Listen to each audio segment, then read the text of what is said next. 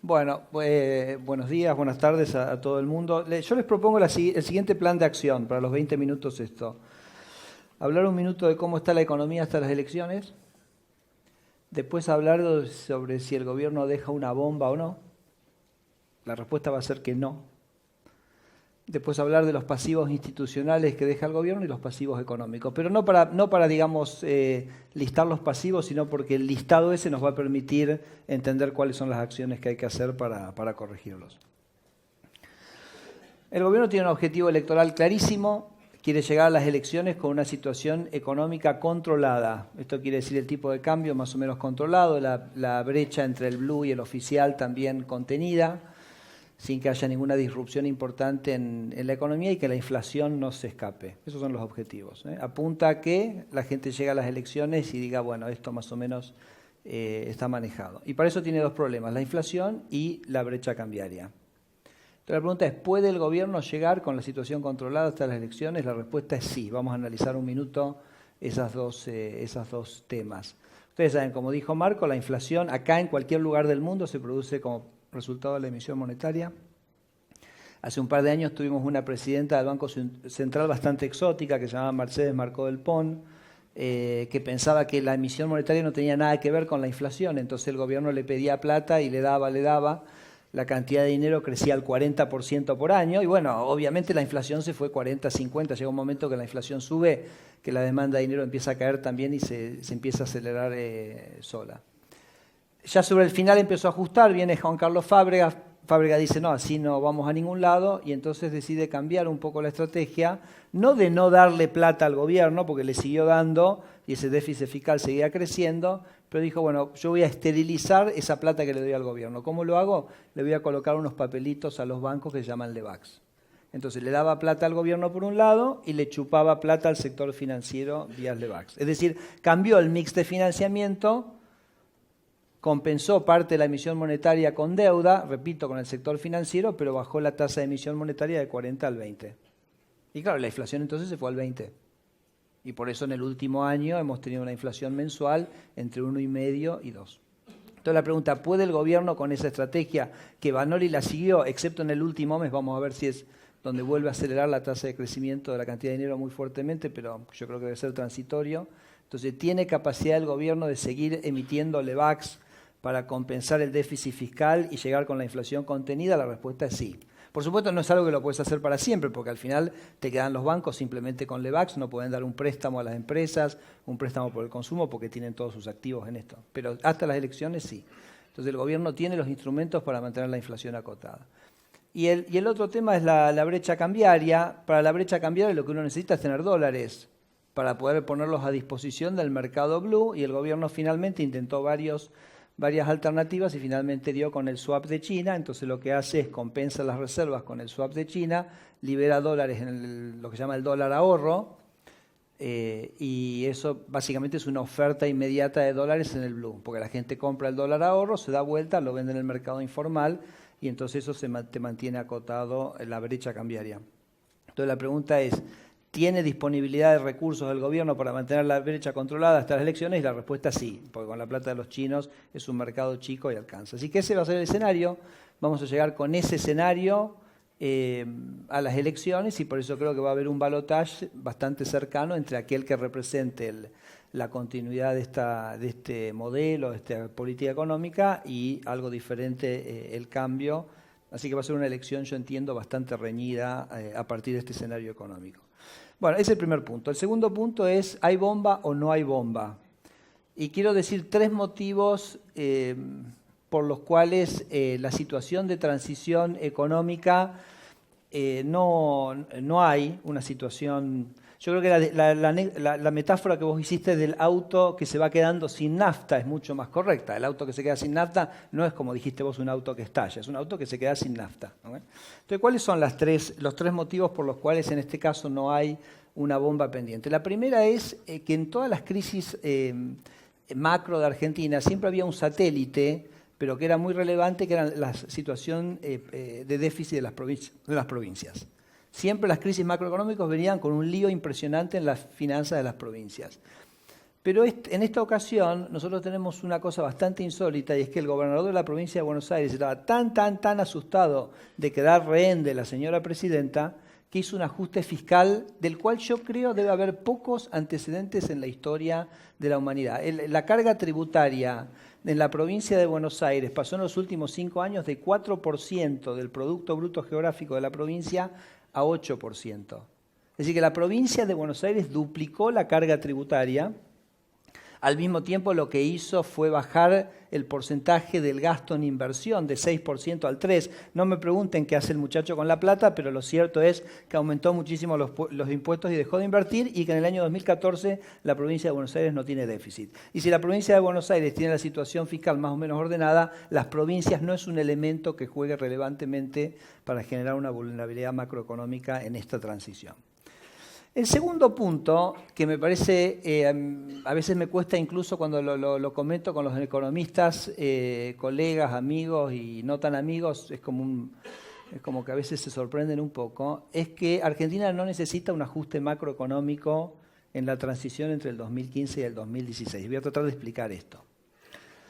¿Cuándo una economía necesita un ajuste? Bueno, necesita un ajuste cuando gasta más de lo que produce.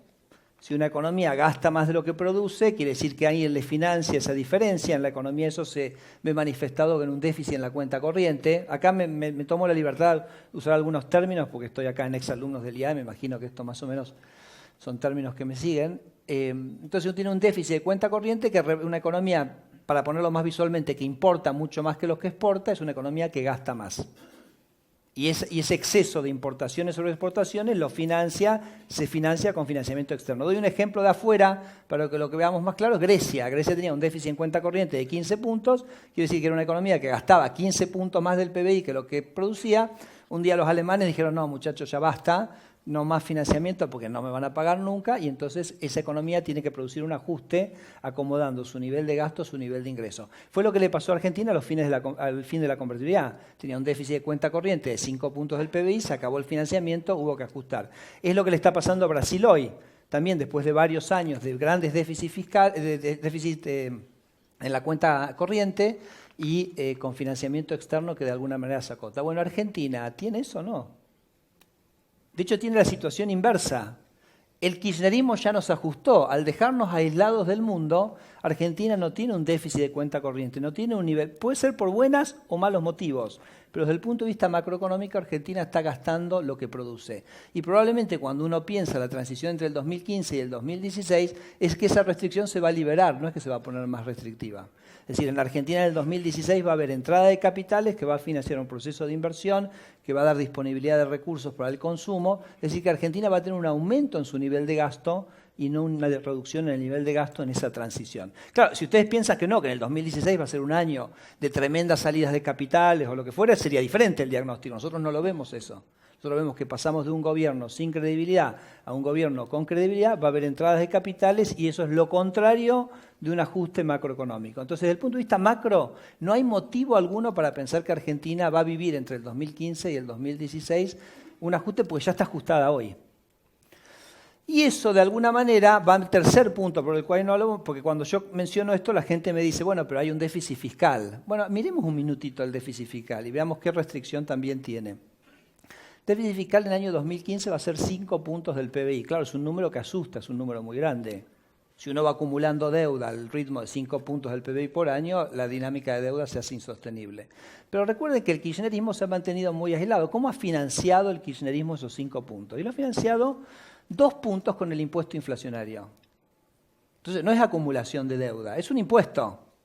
No es un impuesto legislado, es un impuesto que se cobra de prepo, emitiendo e imponiéndole a la gente un costo que es la inflación. Entonces, en realidad, de los 5 puntos, hay 2 puntos que las familias argentinas y las empresas argentinas están pagando ya este año a través de un impuesto que se llama el impuesto inflacionario. Uno, por ejemplo, si pensara que sustituye ese impuesto inflacionario por otro tipo de impuestos formales, mucho más de una manera que lo pueda hacer de una manera mucho más progresista, de una manera mucho más federal, de una manera sin tanto efecto negativo o tóxico como tiene la inflación sobre el sistema económico, desde el punto de vista fiscal es neutro.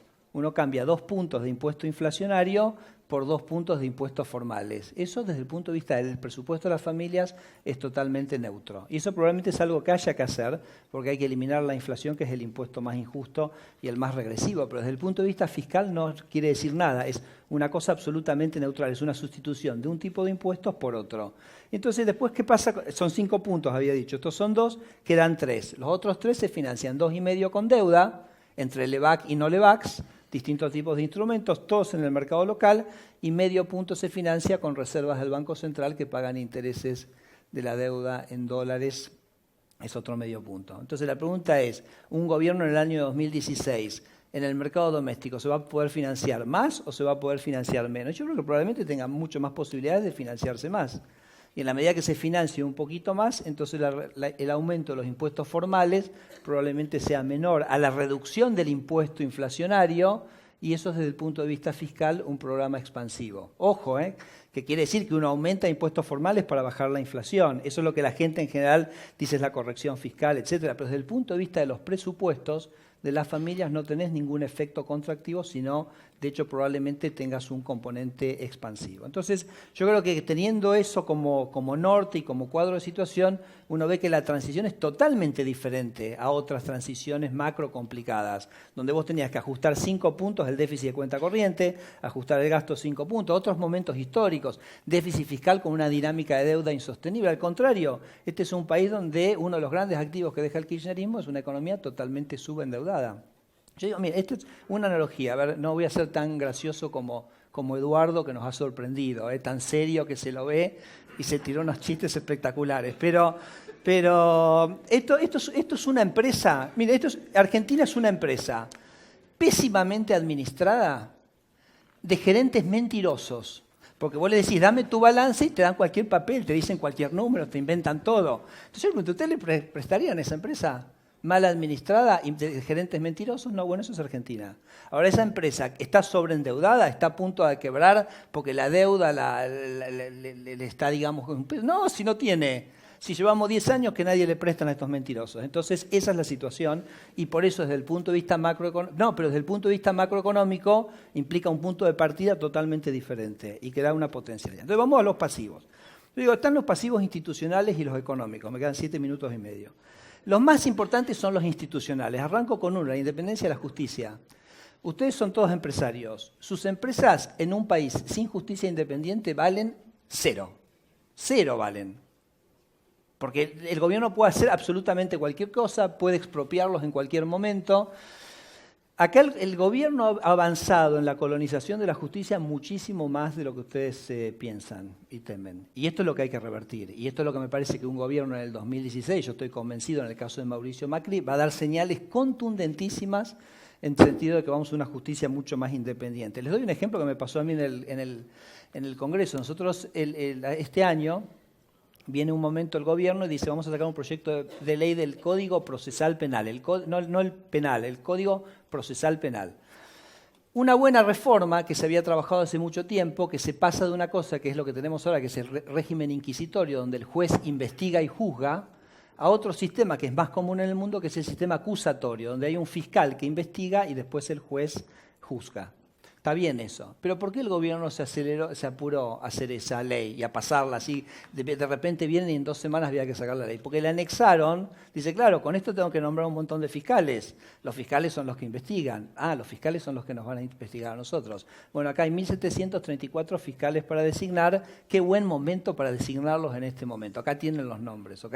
Y por eso fue, digamos, que pasó ese proyecto, porque lo que se quiere es básicamente condicionar y nombrar fiscales amigos. Entonces me parece que esos son temas complicadísimos. El otro tema institucional muy importante es la prensa. Yo se los voy a dar como un ejemplo que para mí fue de muchísimo impacto el año pasado, que fue la discusión que nosotros hicimos de la ley de hidrocarburos. La ley de hidrocarburos básicamente fue un lobby de YPF para extender las concesiones petroleras a perpetuidad. Es decir, que el gobierno, cuando permite que las concesiones petroleras se extiendan, regala la opción de extender, opción, ¿se acuerdan más o menos de finanzas? Algo de finanzas, creo que todos vieron acá, es básicamente la opción de extender un contrato en los mismos términos actuales. Y una opción puede estar, lo que se dice, in the money o out of the money. Por ejemplo, si ustedes tienen una opción para comprar una opción para comprar la acción de YPF, digamos a $20 la acción, decimos que es una opción que está in the money. ¿Por qué? Porque la acción de YPF hoy vale 31, vos tenés la opción de comprarlo a 20, sabés que eso vale más de 11, porque ya 11 más lo que puedas hacer. Si vos tenés una opción para comprar la acción, de YPF a 50 cuando la acción es de 31, decimos que es una opción que está out of the money. Vale, ¿no? Porque la acción puede llegar a valer más de 50, 55, pero está out of the money.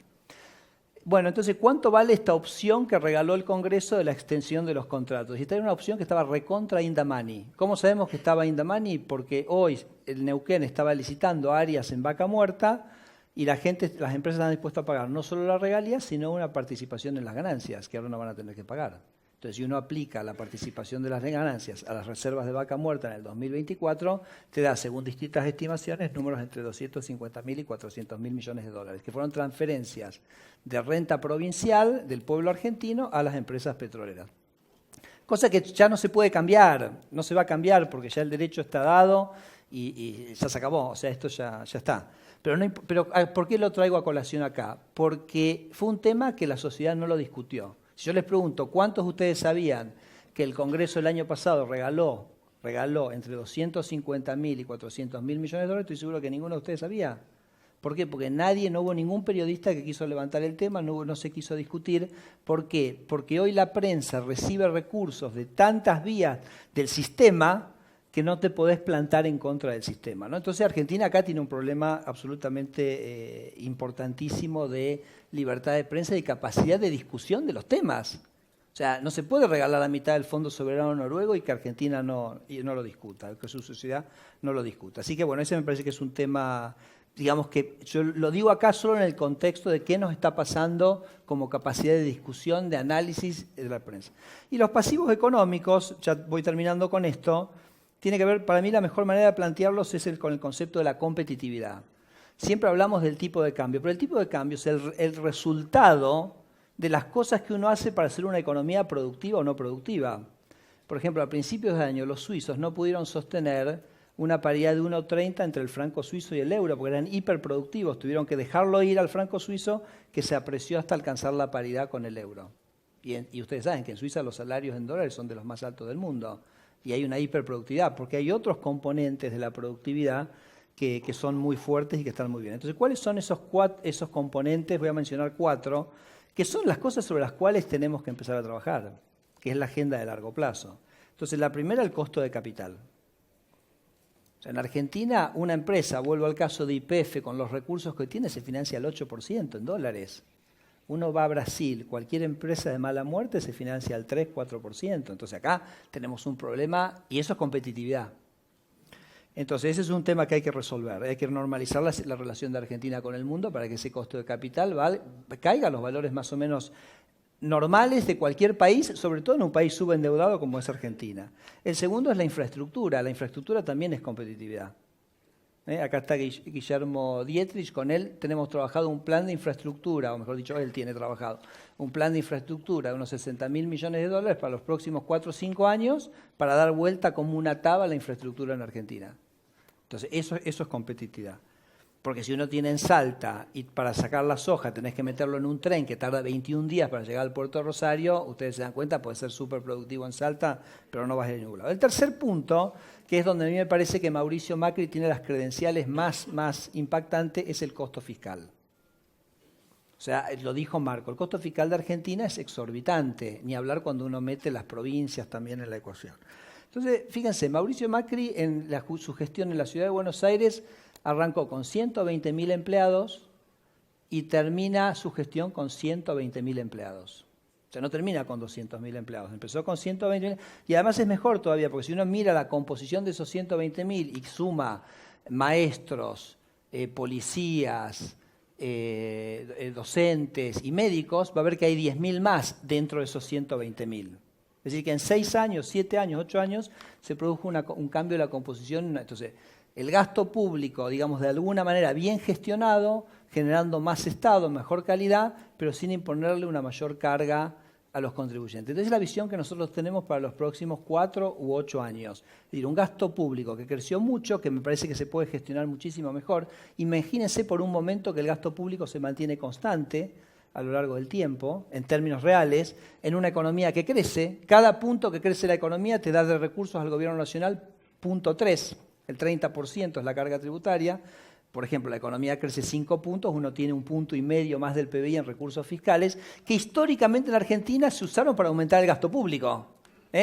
Plata que entra, plata que se gasta. Entonces imagínense por un momento un gobierno que dice, no, yo voy a gestionar mejor lo que tengo, voy a cuidar la plata de la gente, porque también lo dijo Marco, toda plata que el gobierno gasta, alguien lo paga, y entonces voy a usar ese incremento de los recursos para bajar la carga impositiva. Entonces yo creo que ustedes podrían anticipar que en una gestión, en el caso nuestro, los presupuestos todos los años van a venir con menores alícuotas impositivas. ¿Pero por qué se puede hacer eso? Porque se gestiona mejor el gasto público y los recursos, que ya son muchísimos, son inéditos en tamaño que tiene el sector público en este momento, vos le vas mejorando la calidad progresivamente, repito, como hemos hecho en la ciudad de Buenos Aires. Y creo que eso es lo que uno de los activos más importantes, y las credenciales y las cartas de presentación que tiene Mauricio más importantes. Pero que generaría esta dinámica, una dinámica de gasto público constante e impuestos decrecientes a lo largo de los próximos años. Y el otro punto que me parece que va a ser muy importante para Argentina, que es la energía, pero no lo voy a desarrollar porque está José y creo que él lo puede hacer mucho mejor que cualquiera de nosotros dos.